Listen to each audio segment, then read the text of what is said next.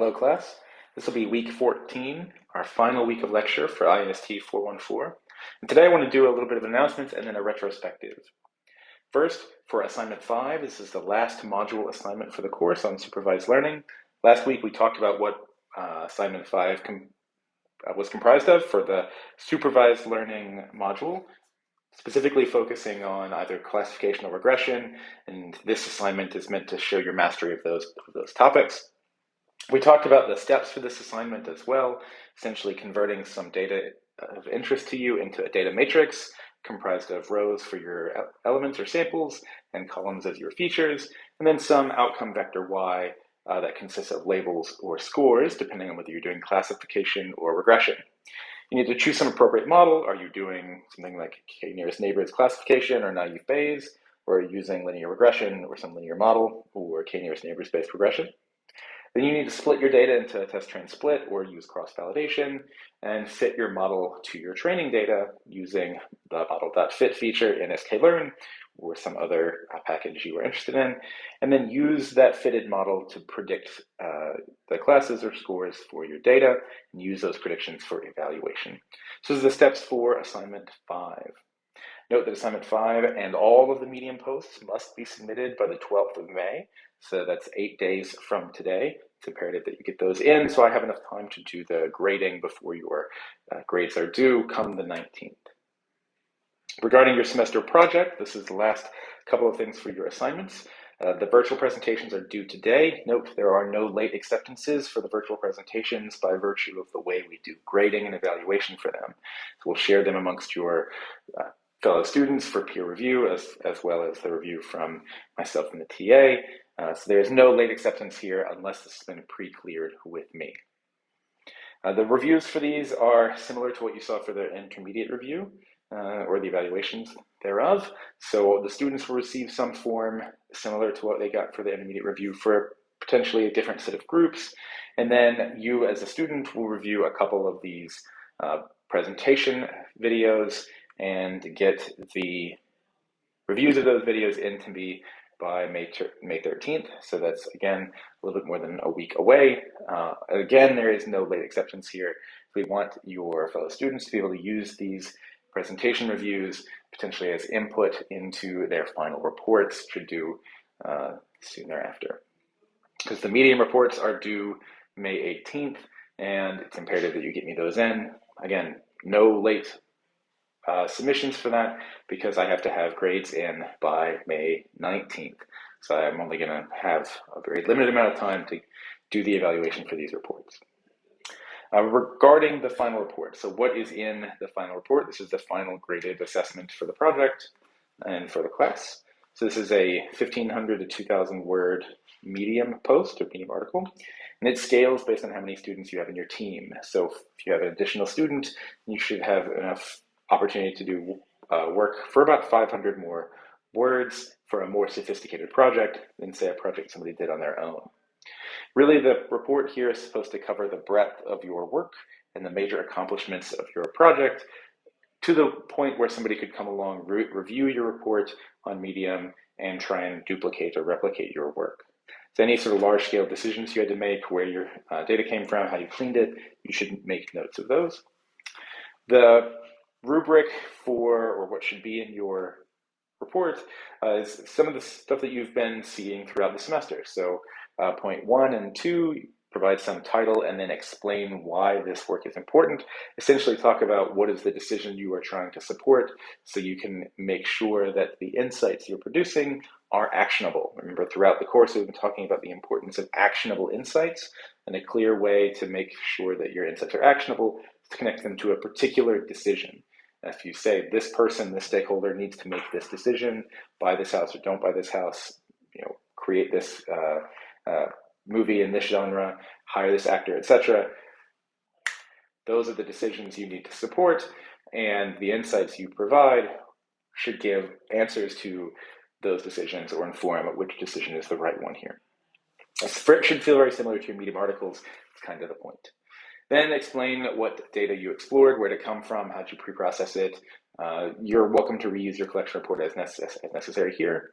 And then what are the key ideas from the course that you used for your project? So I want you to talk about or have some segment about which techniques from the class you used. Is it graph analysis? Did you do similarity assessment? Did you clustering and unsupervised learning? Did you use supervised learning and regression? What did you do here? Or at least identify which techniques from the class you used here. This needs to be, you need to make it clear about how the class and the techniques that we talked about helped inform your analysis. And then actually talk about what analysis you did. How did you do analysis to support these actionable insights? What models did you apply? How did you evaluate them? This evaluation question is key. Which models you've used? Was it k-nearest neighbors, k-means, etc.? These are the kinds of questions you need to be able to answer, or you need to answer in this section. Then explain what answers you have for the stakeholders. This is really where the rubber meets the road, where you take the data and the insights that you've constructed or extracted and use them to tell us what decision you think the actor should make based on the results that you have. How do you justify your insight or input or advice for the decision that you're trying to support? And then here at the end, conclude with any sort of limitations of your project and the data that you had, and what any sort of difficulties you encountered were. And once you have that written, submit it to the course publication, just like you do with every other Medium post, and be sure and tag your story appropriately. Tag your story as INST 414, SPR 22 final, just like you did with the previous Medium posts. An additional thing I'm asking for here, though, is source code submission. So what I want you to do is for the code associated with your project, you need to create a GitHub repository and attach or link to that GitHub repository in your Medium post. That way, people who review your post can go and look at the source code associated with it in its entirety, which will make the project's final report more accessible. Now, if you are somehow uncomfortable with sharing your code publicly, I've had this happen in the past where students have built a relatively sophisticated pipeline or model, and they want to use that for some future thing or potentially commercialize it. It is not necessary that you make the code public. That is my preference. If you don't make the code public, though, it is imperative that you put in the Medium post this line: source code for this project is available on request. So I will look for that, and then create a private GitHub repository where you've added me as a collaborator. Again, this collaboration is crucial so I can go and see the code that you used to drive your analysis, but it doesn't necessarily have to be public. Then once you have all that done, the grading rubric here is standards with what you've seen kind of before, the same kind of things I talked about and what should be in your project. The GitHub part, or the GitHub analysis, the GitHub code is part of point 4 here, where you talk about the methods. All of that, so there's one last or a couple of pieces of lecture that I think it's useful for you to get some insight from this course. First is about feature normalization, and second is about transforming categorical features. This is essentially how do we work with the data that we have that is not necessarily in direct format that we can use immediately. So the first question, remember we talked about in the past couple of weeks, you have a data matrix X with some set of columns and some sort of outputs. And if we want to evaluate the similarity or we want to build some model to do some prediction here, note the scales for each of these different columns or features vary quite broadly. So if we recall this idea of Euclidean distance, and we want to evaluate the Euclidean distance between these two highlighted rows, where the mass for row 1 is 192, the mass for row, I guess that's about row 10, is 76. If you try and evaluate the distance between these two rows using standard Euclidean distance metrics, we get a distance of about 116. But if you look at where this distance comes from, you see that the difference in the mass feature is quite large, whereas the difference in the feature for color score is very small in comparison. And in fact, if you actually do the math, you see that about 99.9% of the distance between these 2 points is dominated by the distance in the mass feature alone, which means if you could have very large deviations, orders of magnitude deviations in something like the color score, And these 2 points with large deviation in color score but similar masses will be much more similar to each other than 2 samples in this matrix that have even relatively small differences in mass, because the scale of mass is so much larger than the scale for color score. So I have a brief video here that you can watch about feature normalization, about how we can address this problem to bring all of our features into the same scale and what value that provides when you're doing analysis. Similarly, if you're looking at other kinds of data that aren't necessarily numeric in value, so when we talked about movie genres, for instance, or actors being in movies, one of the things we saw was when we evaluate distance, one way to do that is through Jaccard similarity. We just do set distance. But if we want to understand something about Euclidean distance, this becomes more cumbersome. We can't use Jaccard similarity here, or we can't use just set arithmetic here.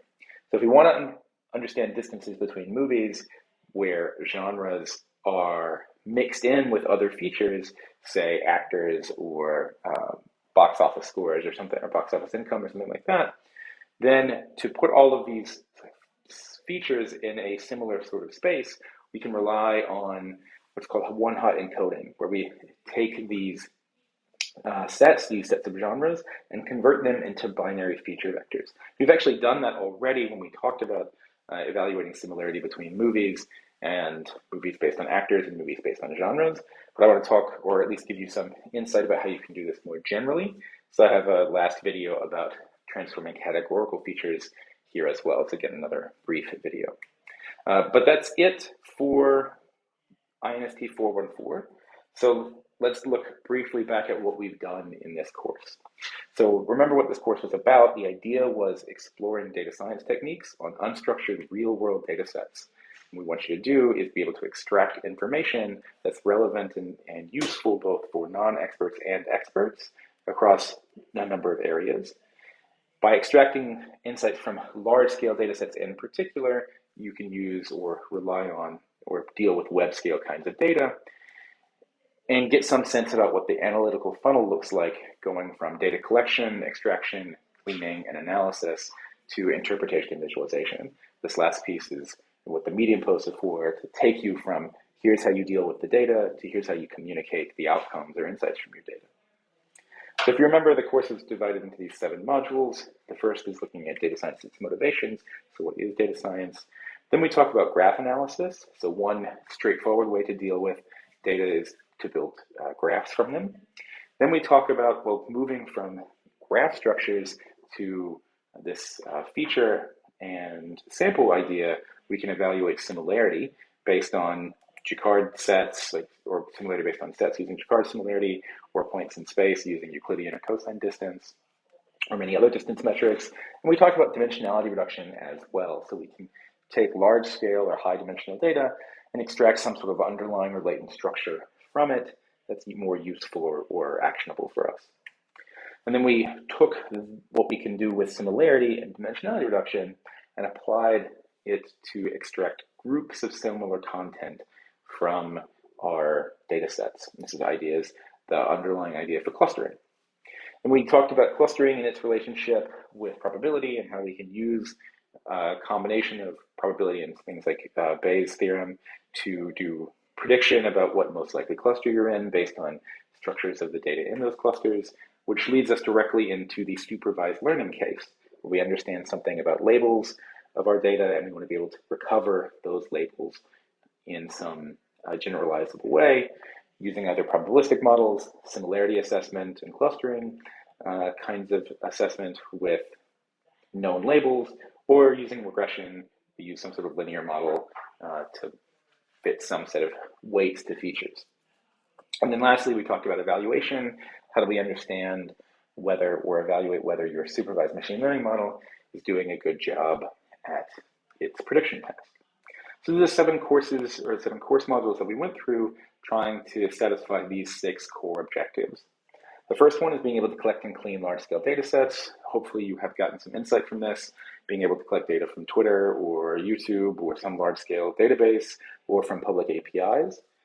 And then be able to take that data and apply some touchstone sort of data science algorithm to it To do that, though, you need to understand the math behind the techniques for supervised and unsupervised learning or analysis. Primarily, this is distance metrics for unsupervised techniques for clustering, or linear regression kinds of models, or linear models for supervised kinds of techniques. Then we actually talked about how you apply those techniques. So how do you take data, build graphs from it, and then run community detection on those graphs?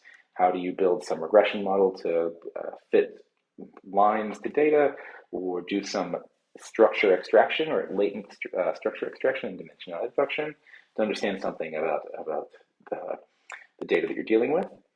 And then you should have some insight now about being able to, or at least understanding what kinds of machine learning techniques are out there, from supervised and unsupervised techniques. Unsupervised, which can be referred to as clustering. Supervised techniques can be classification, if we're trying to understand or categorize content, or regression, if we're trying to predict scores based on previous scores. And then another aspect of unsupervised learning is this dimensionality reduction idea, where we're trying to extract some structure or latent structure from the data, even if we may not know exactly what that structure looks like. And then after all of that, with the ability to extract data, apply touchstone, unsupervised, or supervised kinds of learning techniques to them, can you explain the results of your models, the results of your analysis there? We've driven that through the medium assignments. And then finally, be able to evaluate these different algorithms using something like cross-fold validation, or precision and recall, or some other evaluation metric that gives us better insight into how good our models are performing beyond just standard accuracy. So that really is all for 414. I know this has been a lot to learn in a single class, but I hope you found at least some of it useful, and we'll go on to explore data science techniques in a more deep way in other courses or in other parts of your academic work, because certainly there's way more to discuss than what we were able to cover in this one class. Thanks. If you have any questions about any of this, feel free to post in the discussion forums or come by my office hours.